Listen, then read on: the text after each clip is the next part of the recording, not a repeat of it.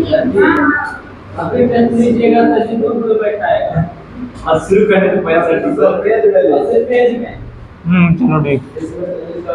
Percent खराब है तो पेज कहीं ना कहीं तो जाएगा, कहीं ना कहीं खराब होगा। ध्यान दो इधर। अभी देखो मे की अंग्रेजी प्रीपोजिशन के माध्यम से बताया मैंने, से की बताया। आज पर पे बात करते हैं हम लोग। हाँ, आन कहाँ लगा सकते हैं, अपान कहाँ लगा सकते हैं, ऐड कहाँ लगा सकते हैं, ठीक है। हाँ, ऐड भी होता है, एंड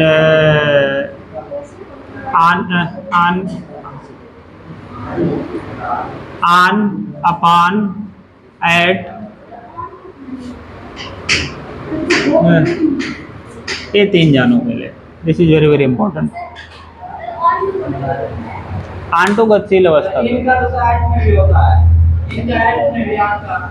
हाँ यहाँ पे भी होगा, वही बताने जा रहा हूँ, ठीक है। देखो हम सेंस पर हिंदी में मतलब निकाल रहे हैं पर, और उसकी अंग्रेजी आन कब होगी। आन is used for permanent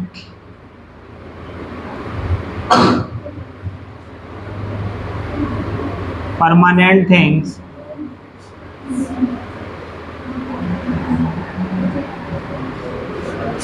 when one thing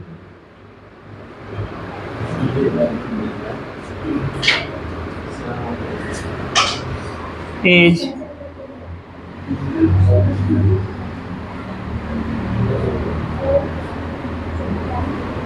above another and it touches। कह रहा है एक वस्तु जब दूसरे वस्तु के ऊपर हो, एक वस्तु जब दूसरे वस्तु के ऊपर हो और एक दूसरे को स्पर्श करे,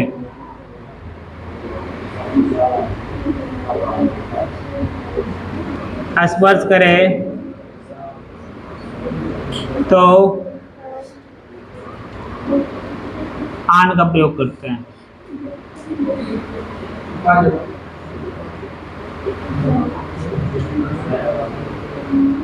My book is on the table। Second,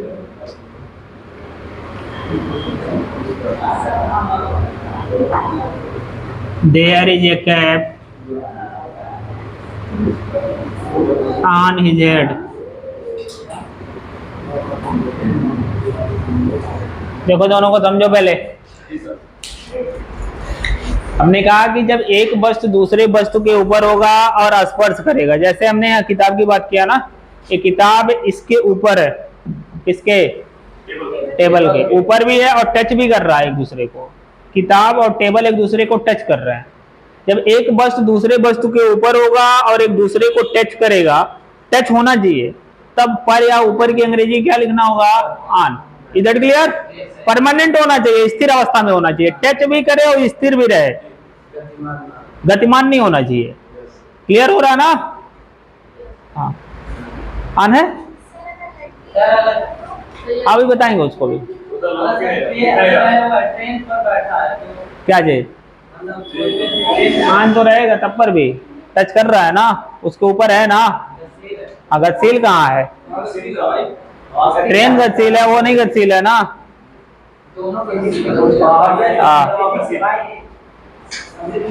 दोनों वस्तुएं आपके स्थिर अवस्था में होंगे तो आपको क्या लिखना होगा, ऑन लिखना होगा, स्थिर अवस्था में, परमानेंट थिंग्स में।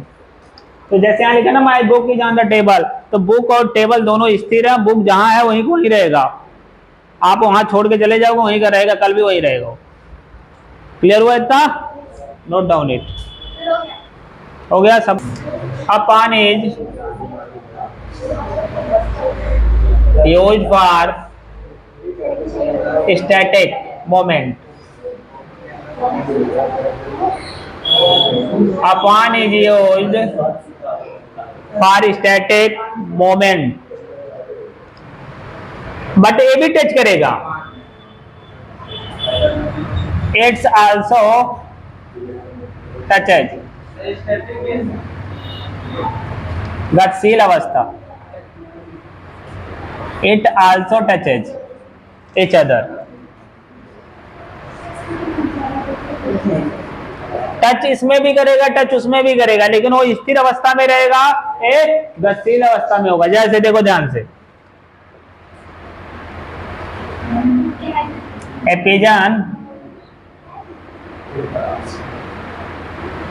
a pigeon held down upon the ground, ठीक है। A cat jumped upon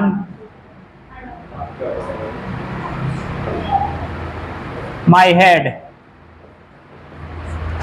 कह रहे एक बिल्ली मेरे सर पे कूद गई। तो ये बिल्ली जब कूदी है ना, तो सर और बिल्ली एक दूसरे को क्या कर गए, टच कर गए, लेकिन अवस्था कैसी रही, गतिशील अवस्था। यहाँ पिजन और ग्राउंड एक दूसरे को टच कर गए, लेकिन हाँ टच करके वही, मतलब हाँ और क्या करेगी, अब चली जाएगी, टच करेगी ना। अब फेल डाउन हुआ, कबूतर गिरा कहाँ पे, जमीन पर, ठीक है, जमीन को टच कर गया, हो गया। हाँ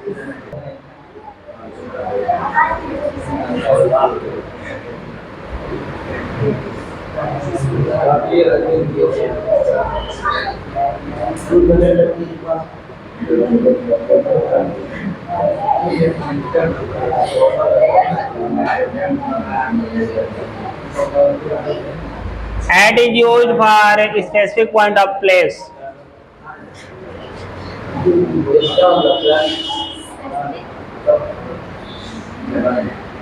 जब कोई व्यक्ति या वस्तु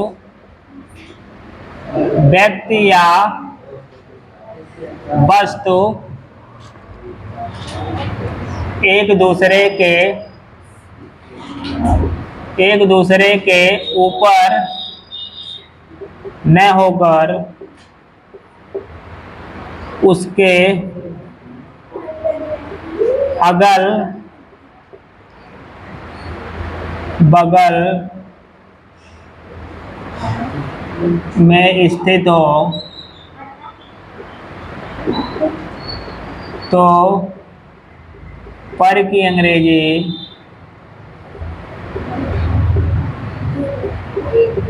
एट लिखी जाती है।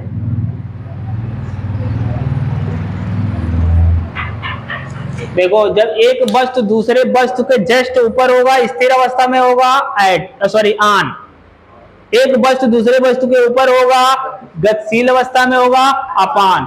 एक वस्तु दूसरे वस्तु के ऊपर ना होके उसके इर्द गिर्द होगा, स्पेसिफिक पॉइंट पे होगा। नहीं ऊपर नहीं होगा, उसके इर्द गिर्द में होगा, अगल बगल में। जैसे यहां देखिए, he parked his car dot dot dot my gate।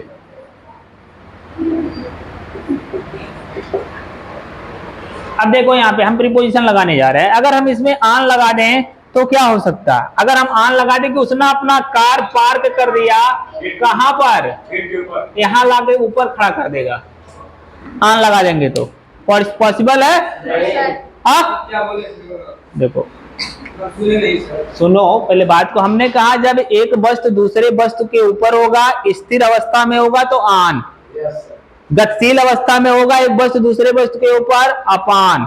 एक वस्तु दूसरे वस्तु के ऊपर ना होकर उसी के इर्द गिर्द अगल बगल में स्पेसिफिक पॉइंट कोई होगा, कि जैसे हमने कहा प्रेम पोखरा एक स्पेसिफिक पॉइंट है, इतने एरिया का प्रेम पोखरा कहा जाता।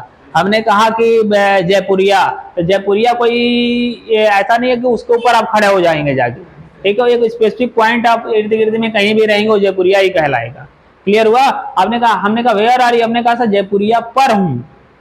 आपने कहा सर मैं जयपुरिया पर हूँ, जयपुरिया में हूँ, ठीक है। मैं कह दिया तो इन हो जाएगा। अगर हमने कहा मैं जयपुरिया पर हूँ तो आप उसके ऊपर नहीं हो, जयपुरिया पे एकदम ऊपर जाके खड़ा होकर नहीं होगी सर मैं यहाँ हूँ, एकदम ऊपर जाकर खड़े हो तो कहोगे आन।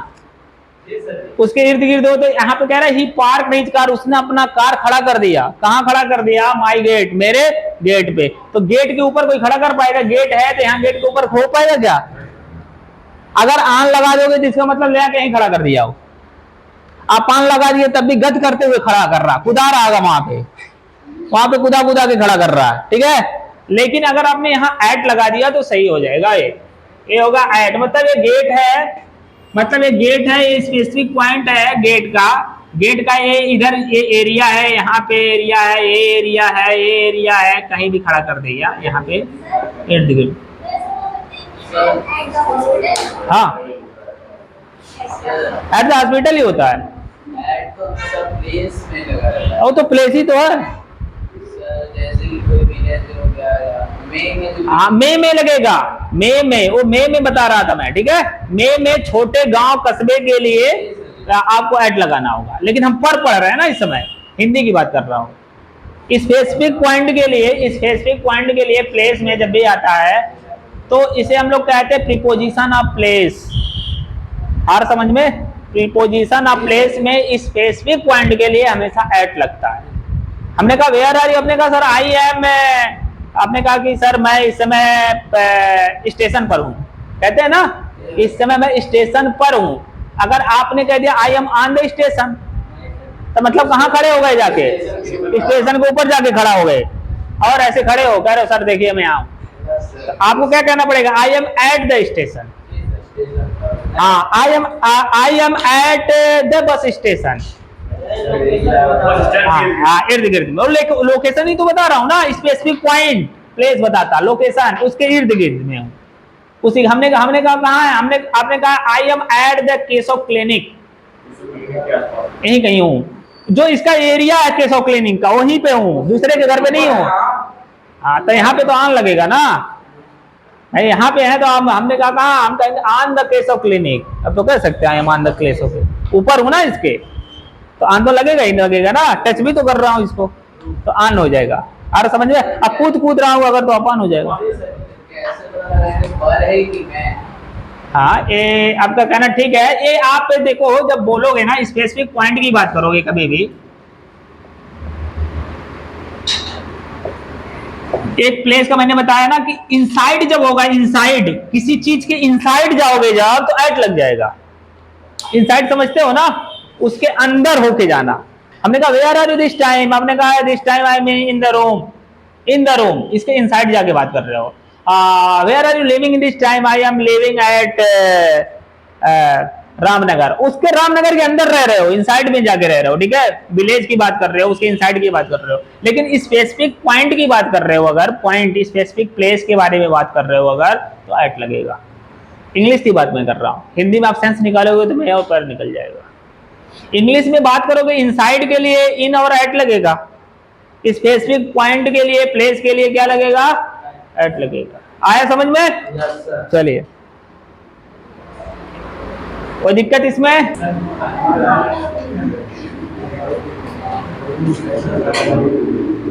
एबव और ओवर,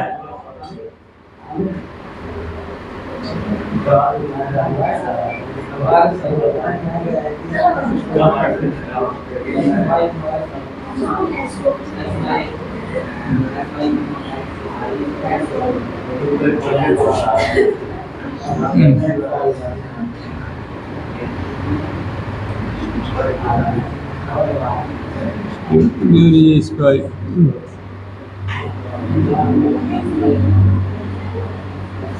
सर हमारा एक प्रश्न है, बोलो। इससे रिलेटेड नहीं है सर। बोले सर, बोलो सर जैसे वर्षा हो रही है, इसके इट इज रेनिंग के अलावा दूसरी हो सकती है क्या? हाँ इट इज रेनिंग के अलावा इसकी अंग्रेजी में दूसरी हो सकती है क्या? वर्षा हो रही है, काहे नहीं उसमें क्या रेनिंग इज कंटिन्यू। तो सर अगर हमारे एग्जाम में एक दो डिग्री रेटिंग ऊपर हो जाएगा क्या? नहीं, गलत होगा। इसके स्कूल में प्रिंसिपल हमारे घर पर आए थे ना, तो कुछ लगा पड़ता है ये सेक्रेटरी क्या होगा। किसका? इसके स्कूल में प्रिंसिपल आए थे। तुम्हारे यहाँ? हाँ। क्या पूछे थे? तो वो आएंगे नहीं छोटे वाले स्कूल का। हाँ। कहे कि वर्षा हो रही है, इसका नहीं बताओ। कहे डिग्री रेटिंग कह रहा है गलत है। गलत है? यार दोनों ही सीधे कह रहे हैं गलत है। तो उन्हीं से पूछे होते क्या सही होगा। लेकिन सर क्या गलत है? क्या गलत है जी? गलत नहीं तो गलत कह रहे हैं। उसमें समय दिए होंगे, हो सके वो कितने घंटे से वर्षा हो रही है। सर यही कह है वर्षा हो रही है। बस बस हाँ, तो 100% 100% बता देना इट इज रेनिंग। हाँ, तो प्रश्न में करते रह जाओ। हाँ, बार्किंग डॉग सेल्डम बाइट है, वो कहावत है। सर लड़ते हैं पता का सम्मान नहीं होती है। साकिब ऐसे नाम लोगे सम्मानित सबको से प्रेरित करिए। That will be barking dog seldom bite. मतलब भौंकने वाले कुत्ते बहुत कम काटते हैं, तो उसी से कहावत बना है बार्किंग डॉग सेल्डम, ने जो गरजते हैं सो बरसते नहीं। बरसते हैं। जो बात गरजते हो बरसते नहीं।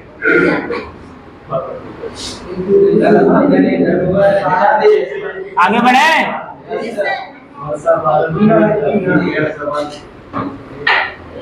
ऐसा ही है 100%।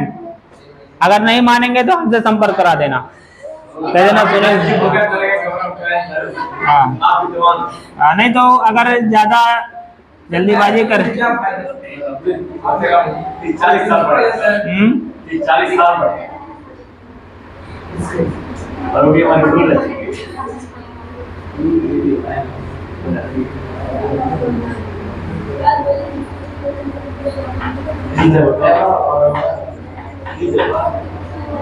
An aeroplane flew over my head.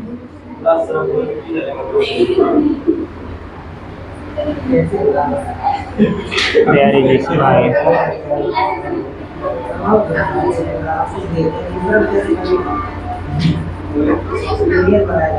देखो ध्यान से, ये जो ओवर का मतलब भी होता है क्या ऊपर, और एबव का मतलब भी ऊपर होता है। ये स्ट्रेट होता है, एकदम सीधे लंबवत होता है एक दूसरे के, ठीक है।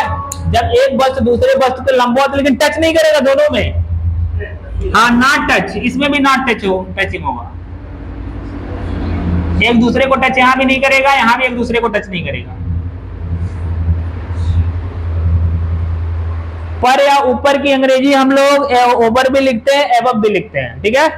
लेकिन टच नहीं होता है, एक दूसरे को टच नहीं करते। एक दूसरे के ऊपर रहेगा लेकिन टच नहीं करेगा। तो आपको ओवर या एबव लिखना है। ओवर तब लिखना है जब उसी जस्ट उसी के ऊपर हो, हाँ, उसी के लंबवत में हो, एकदम ऊपर हो, तो आपको क्या लिखना है? Over.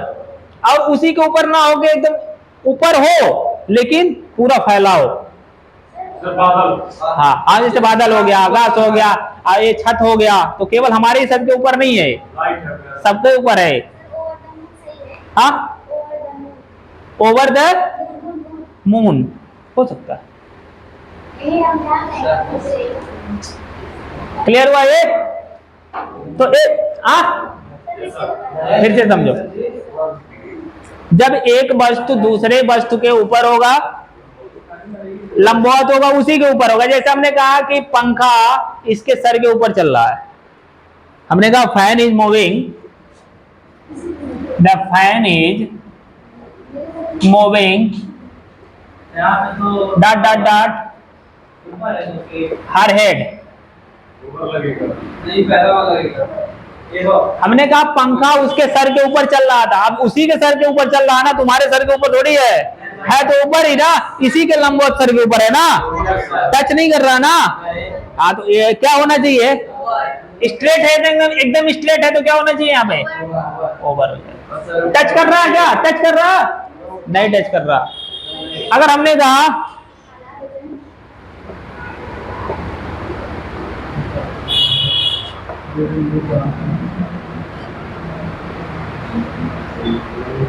Ceiling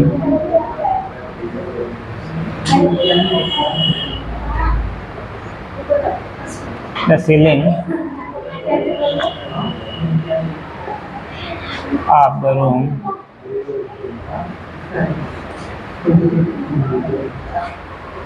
of the room over the student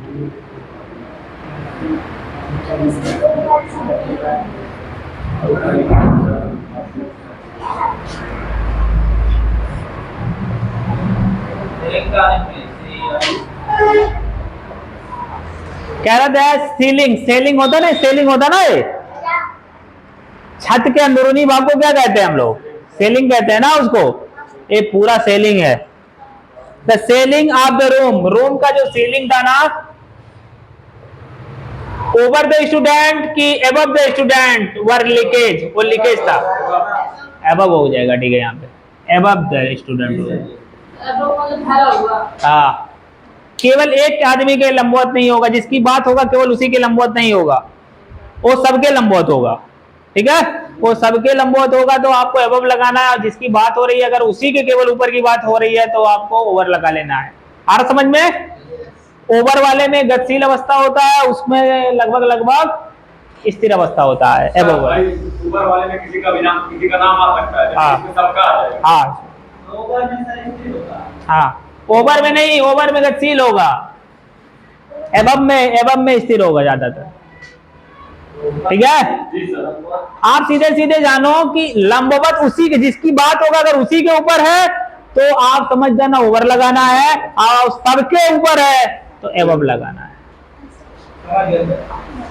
video क्या हुआ भाई? चलो देखो, बिसाइड एंड बिसाइड में खोलो।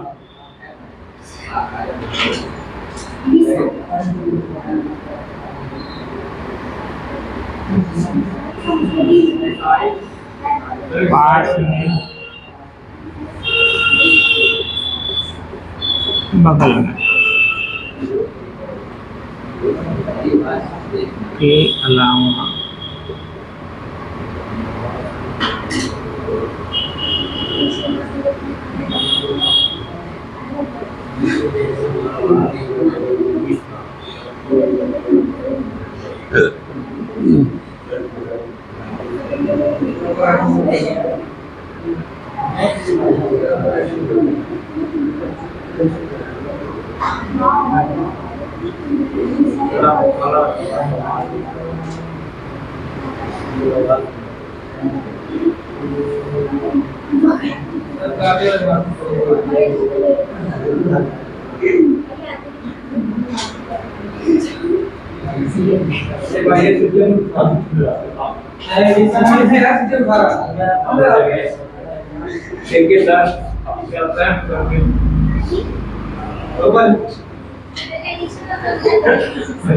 हाँ, एडी में जुड़कर कोई जुड़ा एडिशन है, ADDI है। She is standing beside me.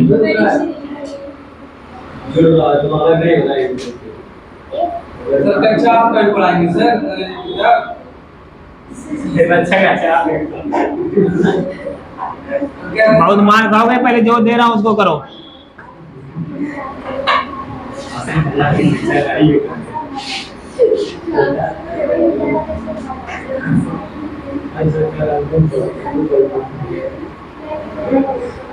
देखो ध्यान दो इधर,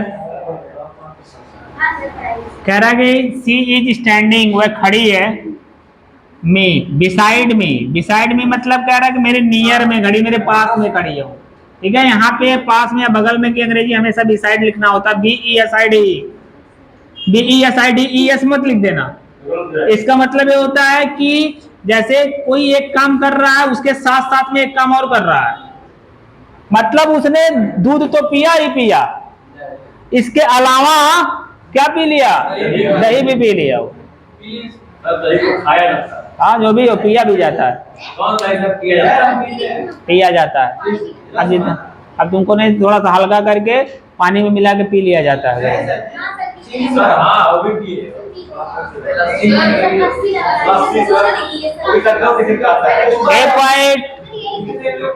यहाँ पे क्लियर हुआ है बिसाइड का मतलब?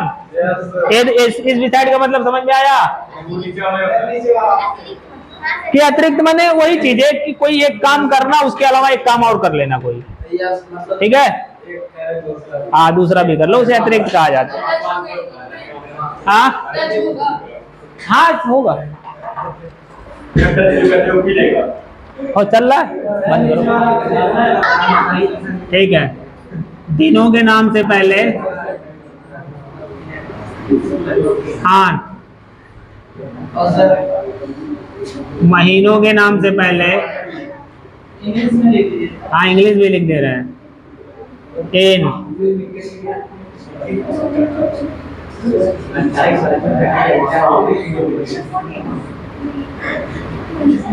निश्चित समय से पहले, एट,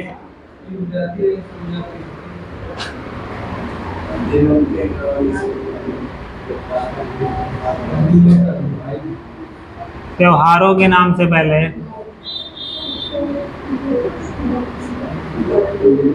आन,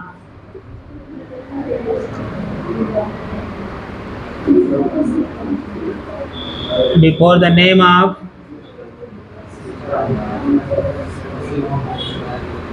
डेज,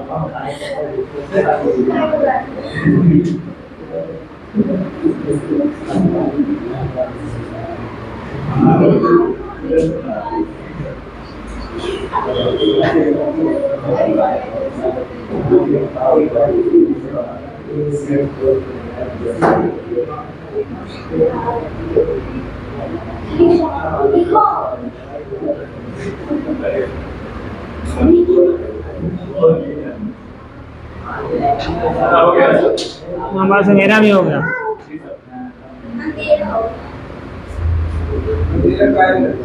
देखो ध्यान दो, अभी कह रहा है I will go to Agra Monday. मैं आगरा जाऊंगा कब? सोमवार को आगरा जाऊंगा, लेकिन कंटिन्यू काम नहीं हो रहा कोई, ठीक कंटिन्यूअस काम नहीं है, तो इसलिए आपको दिनों के नाम के पहले क्या लगाना है? ऑन मंडे होगा। I will go to Kanpur या I will go to Agra on Monday होगा। यहाँ पे क्या देखिए, she will open a shop, दिसंबर लिखा हुआ है, इन दिसंबर होगा। he will come here, वह यहाँ आएगा, कब आएगा? 5 बजे आएगा, at 5 o'clock, 5, ठीक है। यहाँ पे कह रहा है कि she goes to her village, वह अपने गांव जाती है, कब जाती है? ऑन होली, ठीक है। ऐसे करना, बंद कर दो।